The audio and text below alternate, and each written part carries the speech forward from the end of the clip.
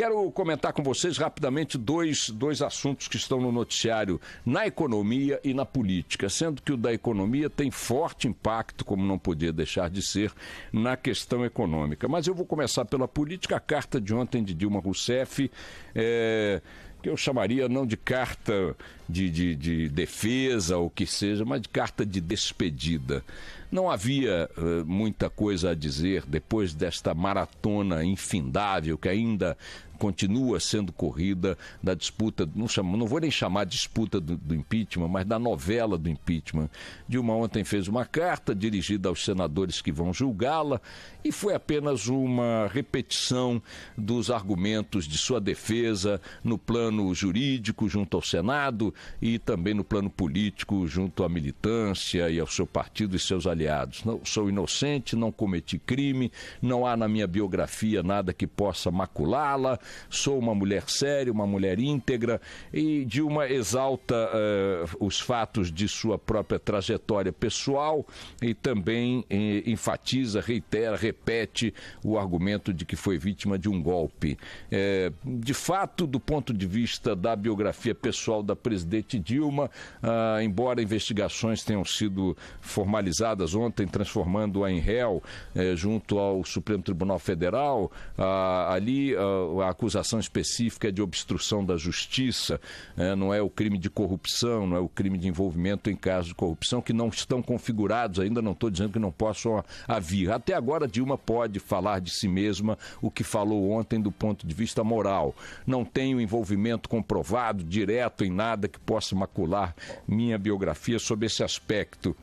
O golpe a que ela se refere, ela ignora ou passa ao largo da constatação de que golpe sim, mas um golpe político, um golpe que faz parte, sempre fez parte do receituário do seu partido, dos partidos que a apoiaram e dos outros partidos. O PT, principalmente, foi um partido que tentou iniciar processos de impeachment contra vários presidentes depois da ditadura militar.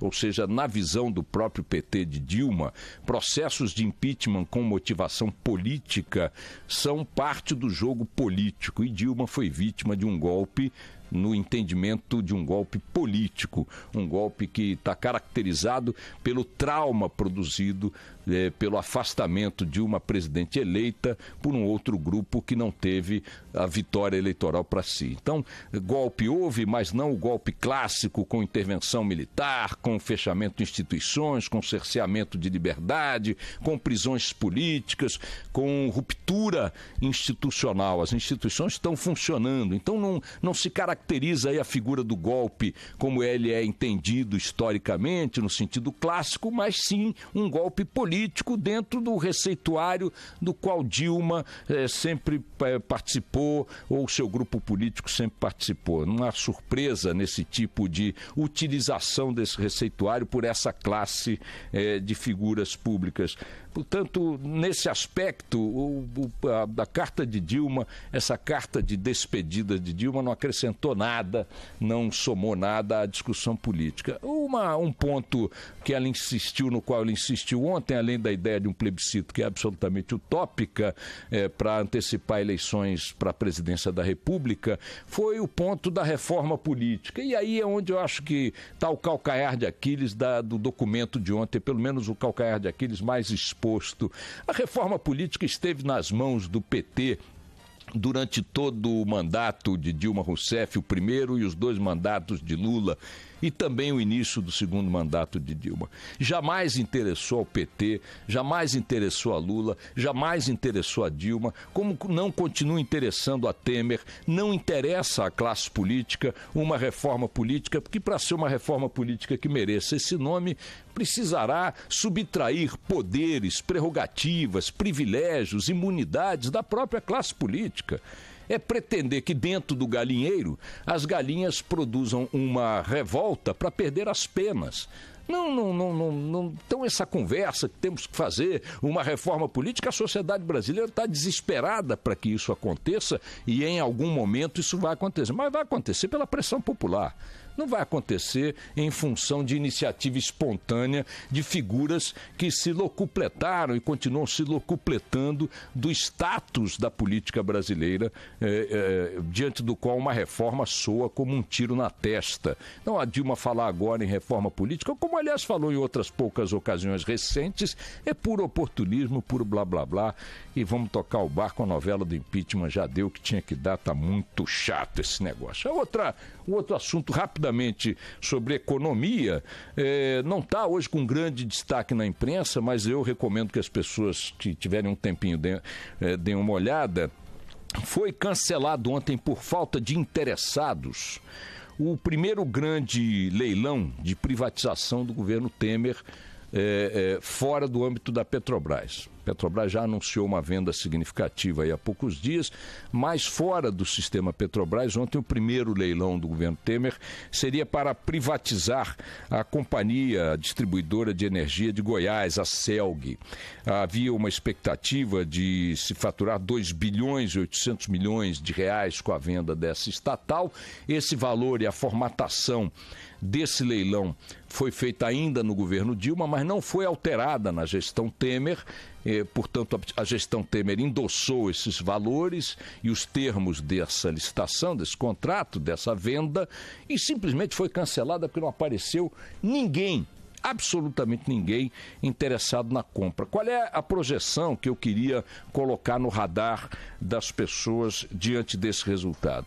O governo Temer vem anunciando aí com grande entusiasmo que com novas concessões na área pública, ferrovias, aeroportos, rodovias e tudo mais, e portos, o governo acha que pode faturar algo como 110 bilhões de reais.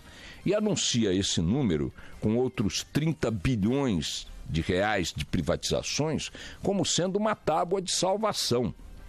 Vou vender uma parte do patrimônio estatal, vou faturar algo como 140, 150 bilhões de reais até 2017 e tal, e está tudo resolvido. Está tudo muito bem, as coisas vão melhorar, etc. Só que cadê o comprador?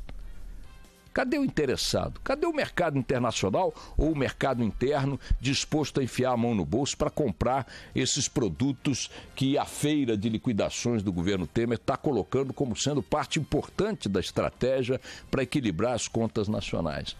Este lado, que não parece tão promissor quanto garganteiam algumas figuras do setor econômico do governo, reproduz um pouco a frustração de uma outra meta que nós vimos há pouco tempo. Vamos recuperar mais de 30 bilhões, 20 e tantos bilhões de dólares com repatriação de recursos e tal, oferecendo às pessoas que têm recurso não declarados no exterior, que declarem esse recurso à Receita Federal, pagando uma parte desse dinheiro para o Tesouro. Pois bem, dos 20 e tantos, 30 bilhões de reais que se estimava, não se chegou ainda nem a 8 bilhões, não há expectativa concreta de que possa se alcançar aquela meta. Estou dando esses dois números no campo da repatriação, aliás, 3, no campo das concessões e no campo das privatizações, só para dizer o seguinte: olha, contar com dinheiro neste tipo de projeto, em que os russos ainda não foram consultados para ver se concordam, é incorrer num risco que o meu pai usava muito quando a gente ficava alimentando expectativas pouco garantidas ou sem garantias. Diz, você está contando com o ovo no fiofó da galinha. O governo Temer está contando com um ovo bilionário no fiofó da galinha para equilibrar as contas públicas, para aliviar as contas públicas. E até agora a galinha não está dando demonstrações de que vai cacarejar a tempo. Não sendo esta galinha a produzir o ovo, o alimento do equilíbrio das contas públicas tem que vir, aí é que está o nó cego da coisa, do controle dos gastos públicos, terreno no qual o governo Temer até agora não disse a que veio. Vamos nessa, minha gente, toca o barco.